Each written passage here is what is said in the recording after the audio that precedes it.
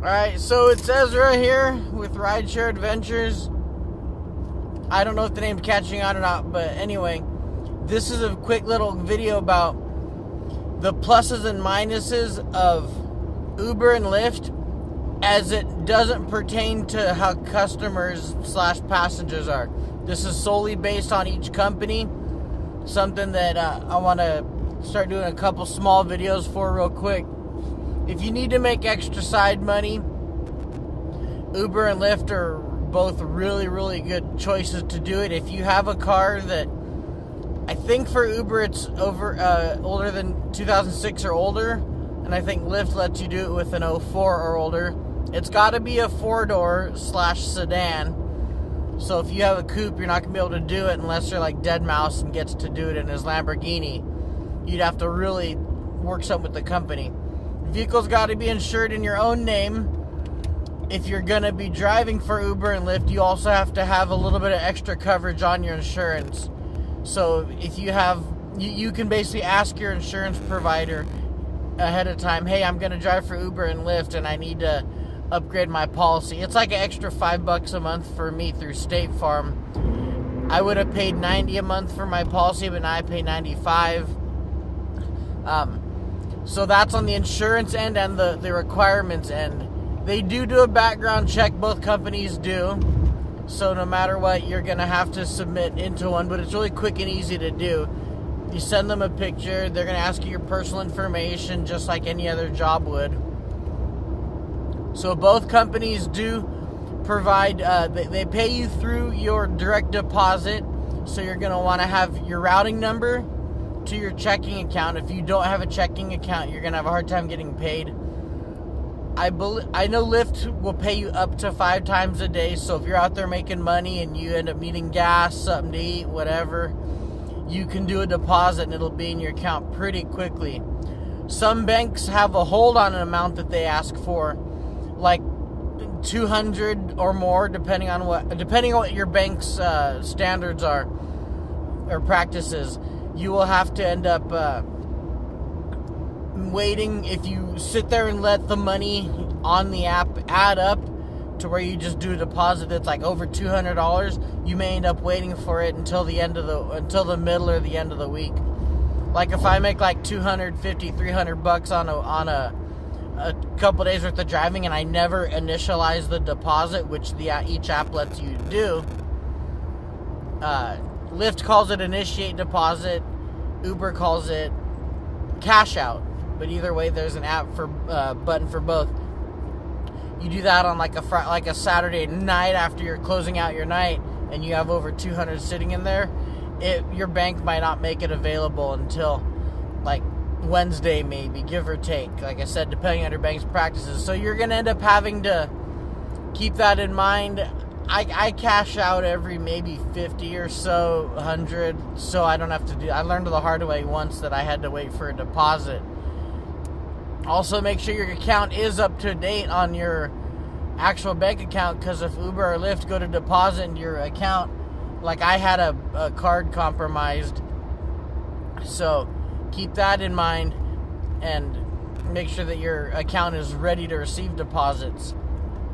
So as far as the way each company operates, both companies have really good customer support. I will say that when I call Uber, I have a hard time understanding whoever it is that they have talking to me, because it's either obviously outsourced or B, they like to hire people that just don't speak English that well. I'm being straight up here. Like, I'm not going to pull no punches. When I call Lyft, it's usually somebody from like Tennessee or something, and I'm able to understand them a lot easier. But both companies do have a way to get a hold of some. Uber has a personal number you call and somebody answers really quickly within a few minutes. But don't call if it's really busy. You're probably going to have a little bit harder of a time getting a hold of somebody. I haven't called during like surge time, which I'll go over in another video. And as far as Lyft is concerned, what you do is you leave a message on their help that, hey, I want to talk to somebody, and they'll call you back. like right away. They'll call you within a minute. And I've done that during prime time. You know, so I'm using each app's terminology. Prime time is the busy time on the app. It lights up, tells you when certain areas are making more money. Uber calls it surge pricing. They each have their own terms. Now, one thing that Uber does that, so as far as what something good that each company does and something bad, we'll do that. Uber does a lot of, I call it ride stacking. I don't know what they really call it, but before you're done with a ride, they'll set you up with your next ride. They know where you're going, so they end up like, okay, let's say I do a lot of driving in San Luis, so if I'm going to Cal Poly with somebody, the college area, like where the school actually is, my next ride they'll set me up with, while I still have a passenger in the car, they'll set me up with somebody that's on the college, maybe 1 to 3 minutes away after my next drop off. And that's really good. The times it can backfire is if you have somebody in the car with you who is basically kind of making it hard for you to drop them off. Like, you get intoxicated people, so they're going to sit there and talk sometimes, or somebody wants to make a stop, which can earn you more tip money, not always.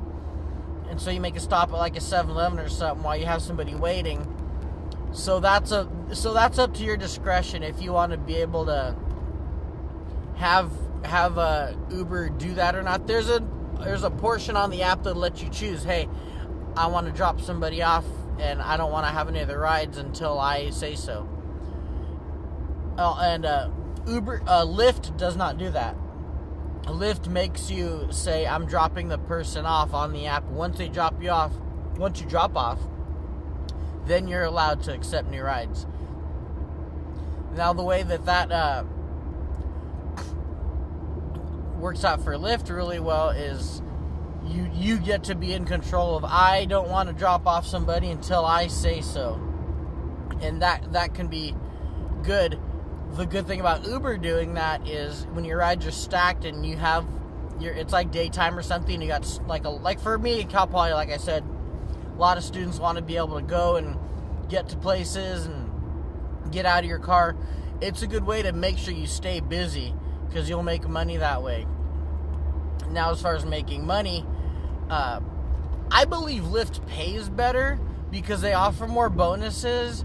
They offer a lot more, and when it's prime time, like in the areas pink on the app, it'll show you the areas that are prime time. You'll make more through doing Lyft than Uber per ride, like quality wise, but more people use Uber.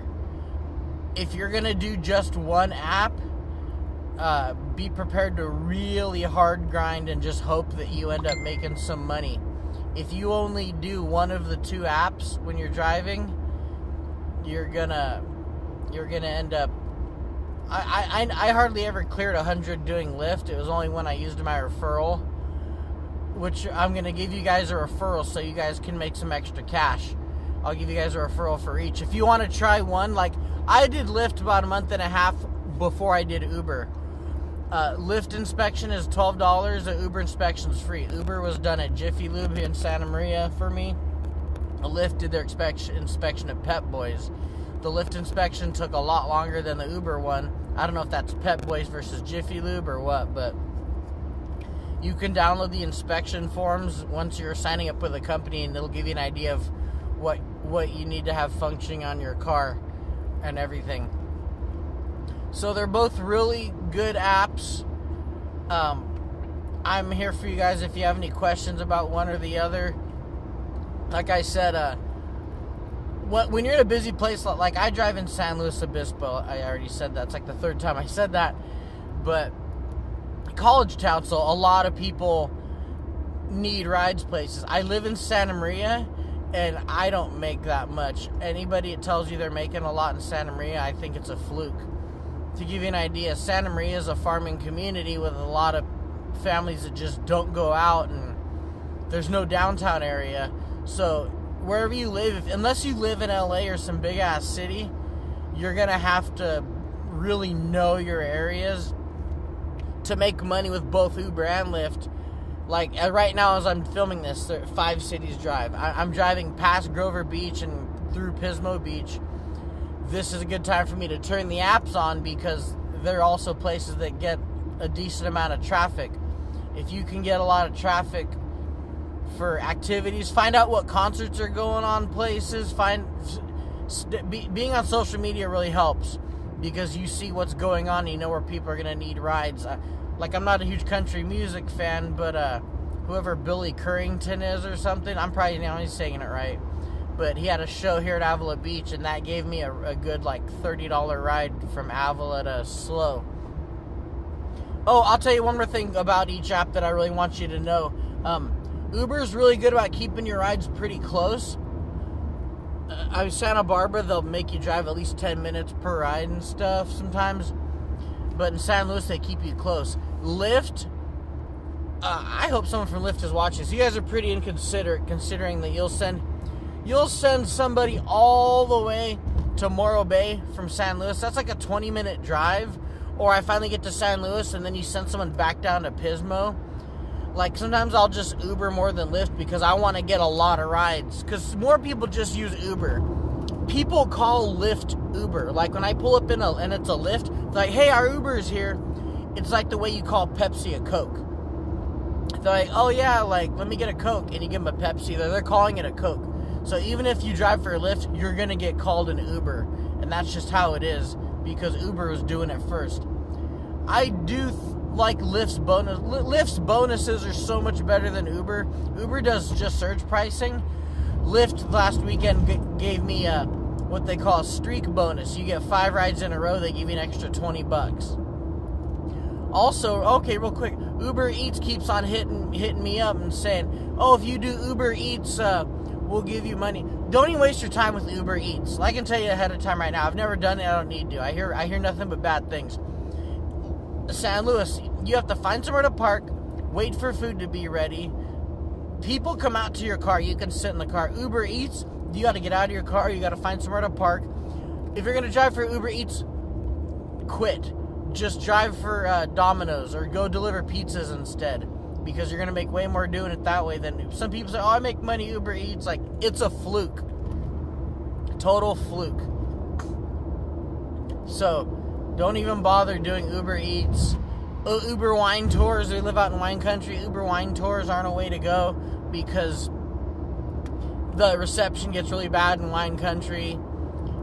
I don't know. But, so those are some things that Uber and Lyft those are some differences between each of the apps. They're both good in their own way. They're both got some downfalls. If the two would just, like, get along together, like if Uber was like, hey, we're gonna get together with Lyft and we're gonna become one company, that way everybody can get offered good bonuses, and that way you don't get sent out into the middle of like bum F Morro Bay and like all these rides that are like, oh my god, like I'm way the hell out here. I've had to go out to Los Osos Morro Bay area for like 5-6 different rides for Lyft, and only twice was it fruitful for me. My last one was, but I think that was a fluke too. So, in the description below, I'm going to have links to my referral code I'm going to give you guys. Yes, I benefit, but so do you. Through referral services, we both will make extra money. I don't know what the exact amount is. It's at least 100 or so, but Lyft and Uber are both going to give you guys extra money for being referred by me.